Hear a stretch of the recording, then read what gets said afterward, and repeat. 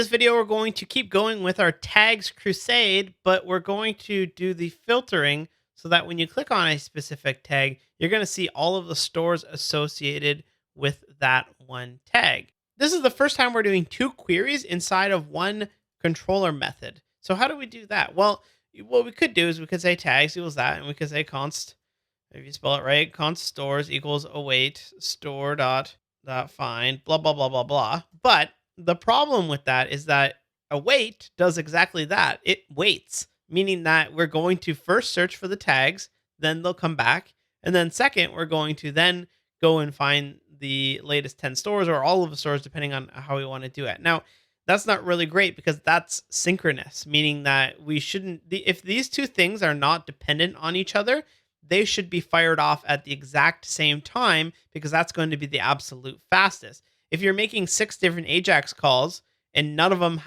need to wait on the other ones, then you should make them all at the same time, not wait for one to come back and then do the second and wait for a second to come back, et cetera, et cetera. So what we want to do instead is to say tags promise equals, and we'll get rid of this await here.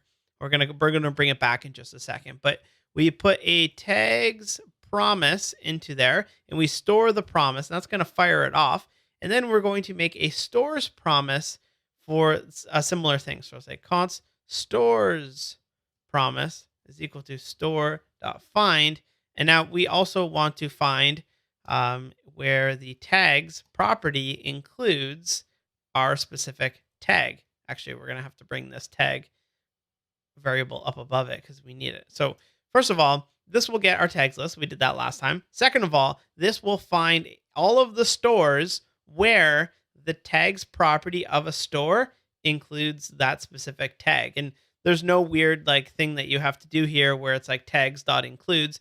If the tag is Wi-Fi and the tags array includes Wi-Fi, it will filter it out for us. So now we have these two promises, but we don't have any of the actual data.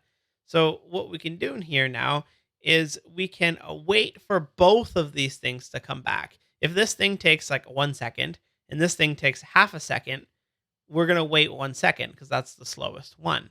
So the way that you can wait for multiple promises to come back is with something called promise.all. So we can say const result equals promise.all.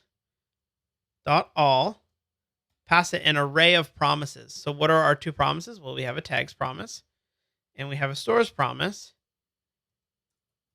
which is going to return us an array of actual data in result. Now, a couple things again here. We need to await that promise. So rather than awaiting each individual one, we're going to await all of them from returning, and then the result of that is going to be put into result. Okay, so let's comment out that res.render and let's just say res.json result and see what we're dealing with here when we hit this page. So we're on vegetarian. We have 3. If I refresh, it should give us first an array where the first thing of the array is another array of tags. Good.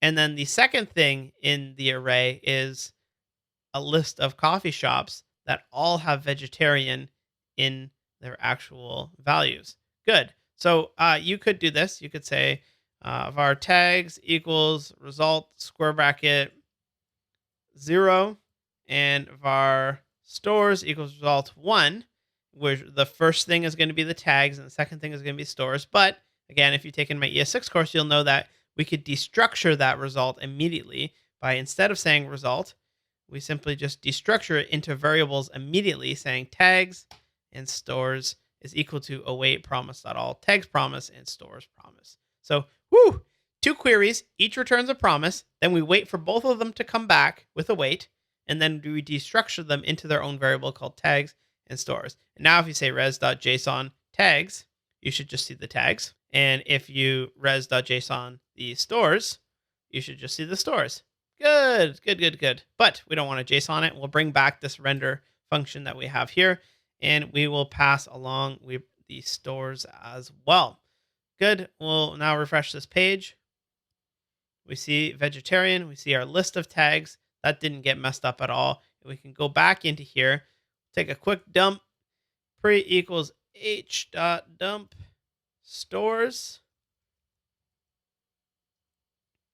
Let's see, there's our list of possible stores. And now it's just a templating problem. We got all the data to where we want it, and we just go out and start to template it. So we'll say dot stores. We'll say each store in stores.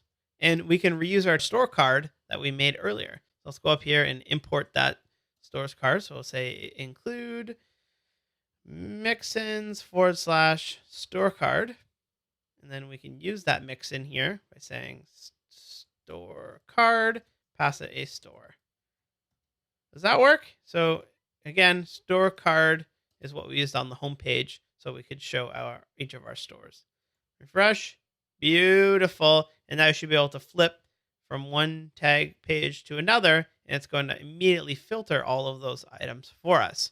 Now, that's not totally perfect because if you go to tags page now, we don't see anything because there is no tag specified. So what we can do is show all of the stores on this tag page. And then when you click through to a specific tag page, like family friendly, we'll then filter off for each of those. So that's what we need to do now. We take this tag here and we're going to take it out. And above here, we're going to say const tag query is equal to, it's either going to be the tag or it's going to be a property that's called exists true. And what this will do is if there is no tag, it's just going to fall back to the second query, which is just give me any store that has a tag property on it. And then it will show us every single store that has at least one tag on it. Then we take this tag query variable and we'll pass it in here. So let's see what we got here. Refresh.